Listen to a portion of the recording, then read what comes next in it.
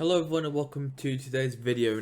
Today I'm going to be talking about the Overwatch League playoffs for Season 5. This obviously crowned it a champion, a new champion actually, and also the awards for this year as well, as we're going to be starting off for today's video. So I guess we'll first off with the player awards up here. It was actually the Shock and the Spitfire getting two of them, two apiece. The regular season MVP was Proper from the San Francisco Shock. The Dennis Havelka Award goes to Hardy from the London Spitfire.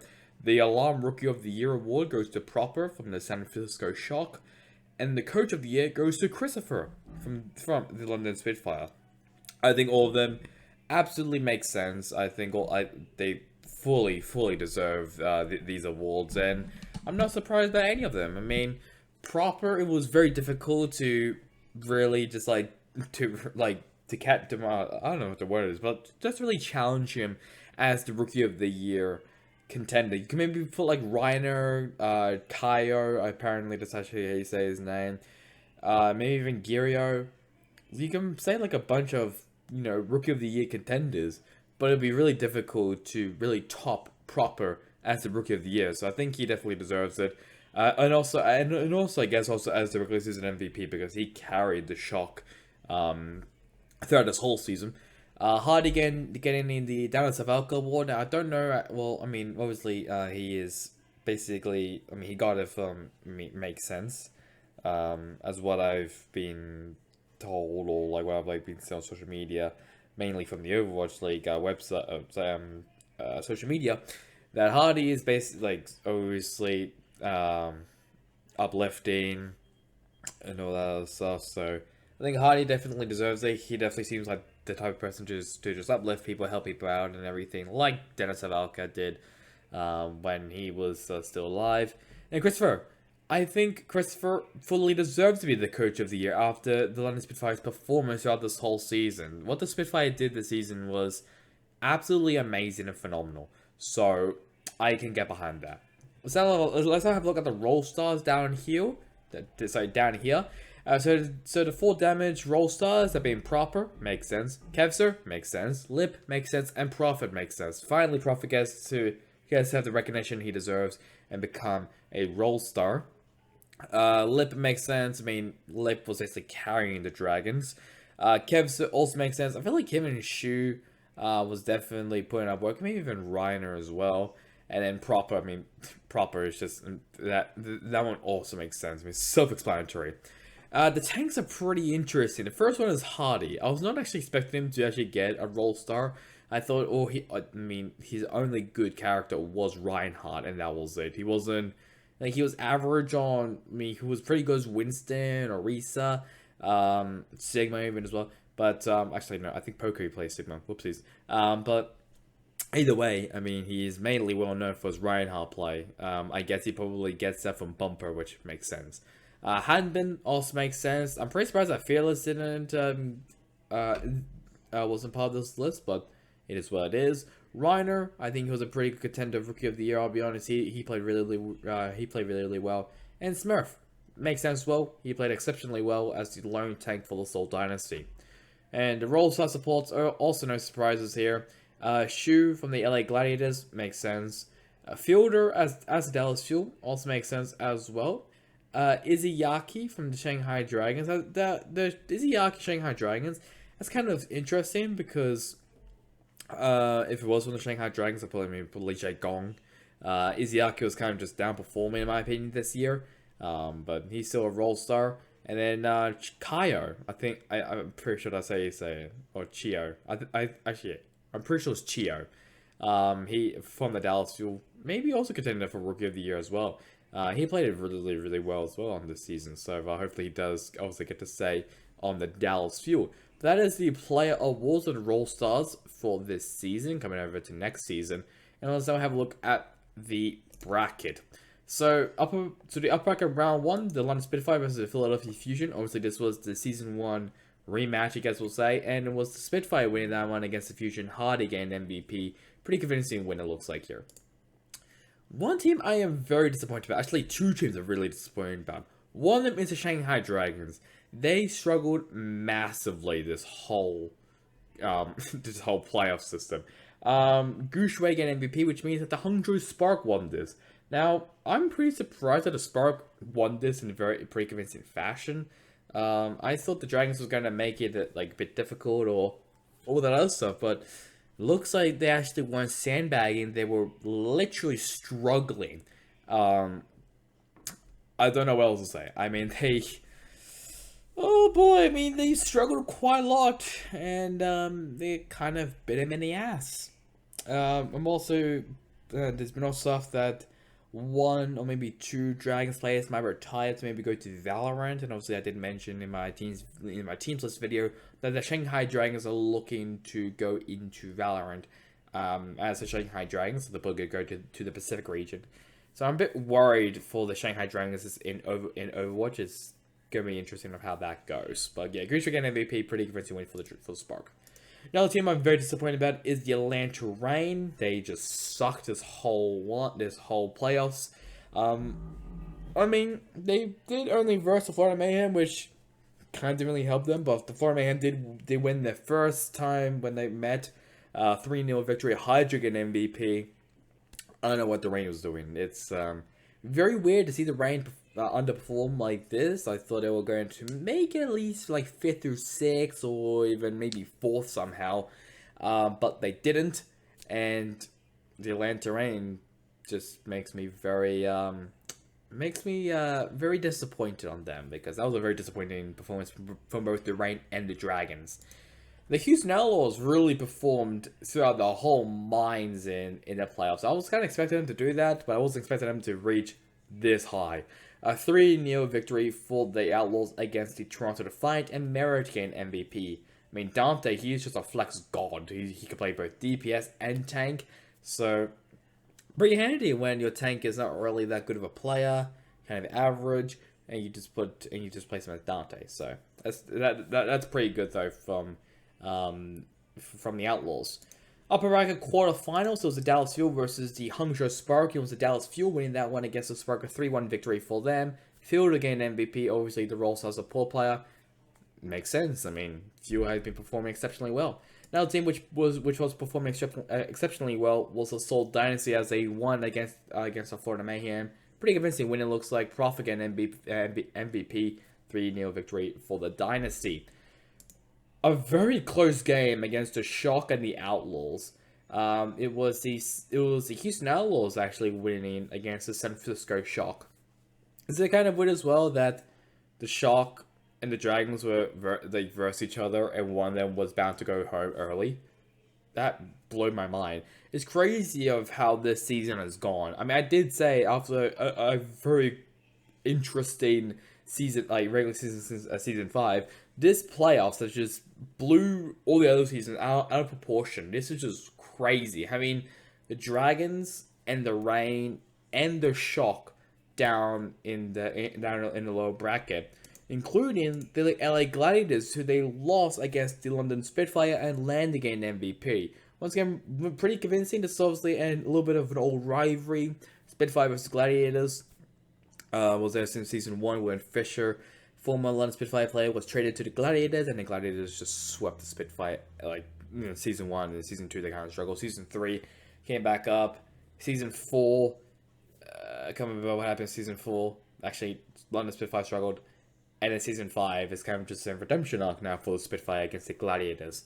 It's just crazy to think that some of these top teams just were blown out of proportion because of the playoffs and like the new meta. And I saw a lot of Winston, I saw like Kiriko, Lucio, even Reaper, Sojourn.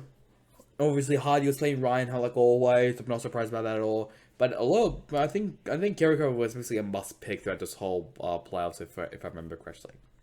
So move over to the low bracket round 1.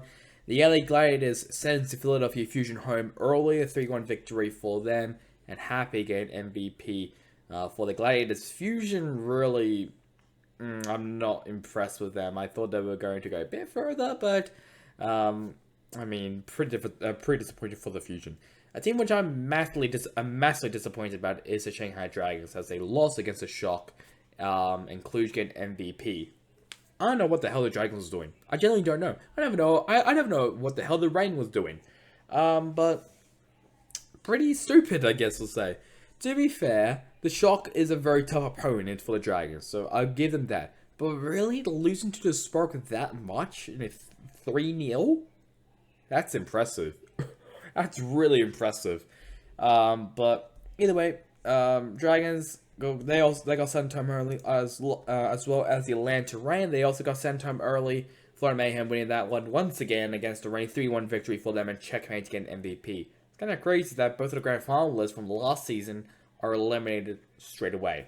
A team which I wasn't really expecting a lot from them is the Toronto Defiant, as they actually put up a pretty good performance in the playoffs. I mean, yeah, they lost to the Outlaws, but they actually made this match very, very competitive against Spark. Even though it was a Spark victory, it was a Spark victory and Shy getting MVP, still pretty good by the Toronto Defiant. Hopefully, they get to work their way up and build their way from that on the roster. Lower bracket round 2 was the San Francisco Shock against the LA Gladiators.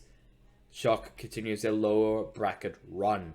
The LA Gladiators were sent home early, and the Shock continues their run. Proper gain MVP of, makes sense there. Next up, the Hangzhou Spark winning against the Florida Mayhem. Now, obviously, Esperanza, a very, very close game there on push. Don't know what else to say, really. Shy was just popping off like always, carrying the team. Makes sense for Shy being the MVP. Let's now move over back up to the upper bracket. Upper bracket semifinals with the Dallas Fuel versus Seoul Dynasty. This is obviously an old rivalry. Basically, Team Envy versus Lunatic High. A very convincing 3-0 victory for the Fuel against the Dynasty. Once again, very surprised that the Dynasty didn't really put up that much of a fight against them, but the Fuel is a very, very tough opponent now. They're not like Season 1 where they were the joke of the season. Other than the Dragons, obviously. But the Dallas Fuel, after having so much hype around them, they were the joke of Season 1. So, yeah. And then the next match, the Houston Outlaws versus the London Spitfire, a 3-0 victory for the Outlaws against the Spitfire. Once again, the Outlaws popping off, Pelican getting MVP, and it's also a big loss for the Reign as well, because they traded Pelican to the Outlaws, and it's not a really good idea. I don't know why they did that, because Pelican was just carrying them. That's the only reason why they got up to the grand final from last season. But yeah, Outlaws performed exceptionally well throughout this whole playoffs. Another team which performed exceptionally well throughout this whole playoffs is the San Francisco Shock, as they continue their run in the lower bracket after 3-0ing the Seoul Dynasty. Very convincing win, and Striker getting MVP. A pretty convincing win as well for the Hangzhou Spark against the London Spitfire, and Gushui getting MVP. I like it there, but I guess Gushui is the better Chad than Hardy.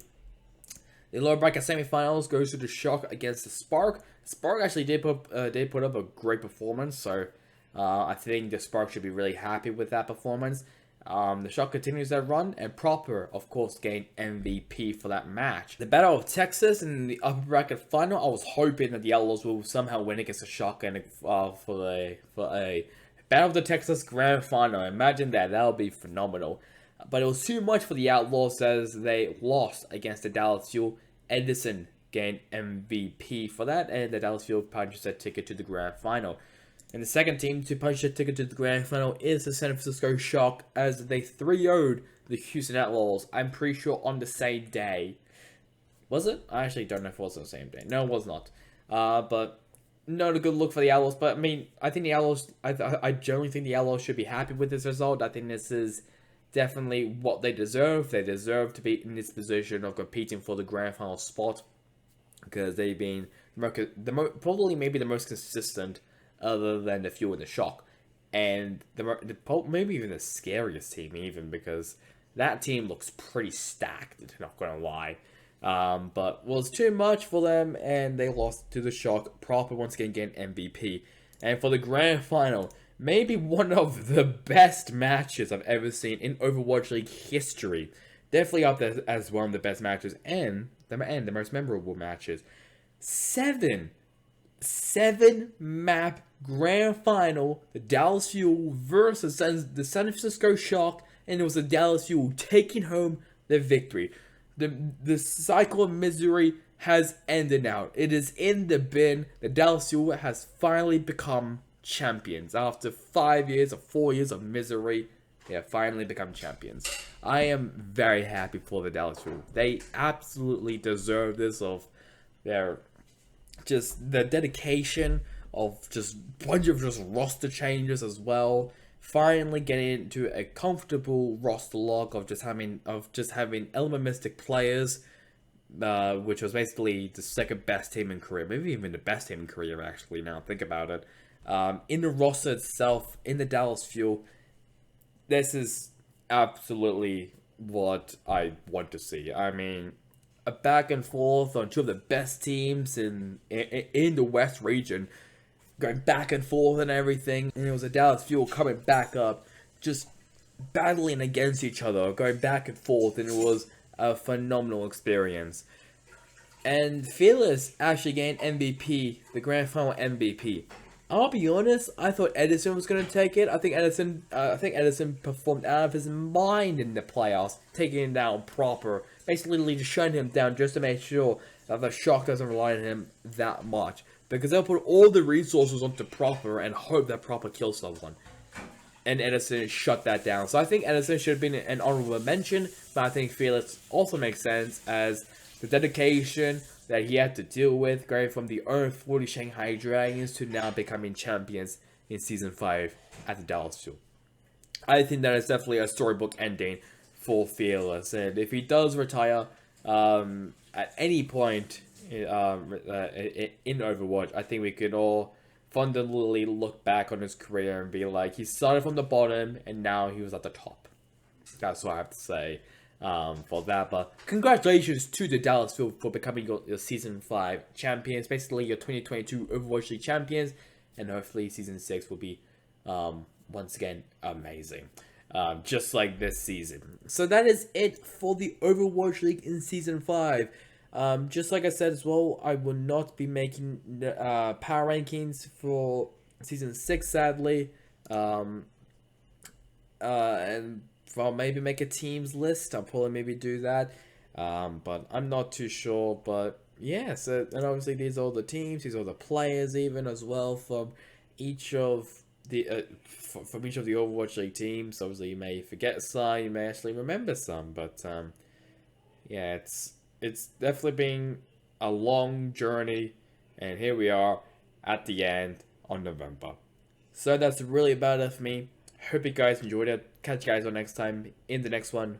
Goodbye.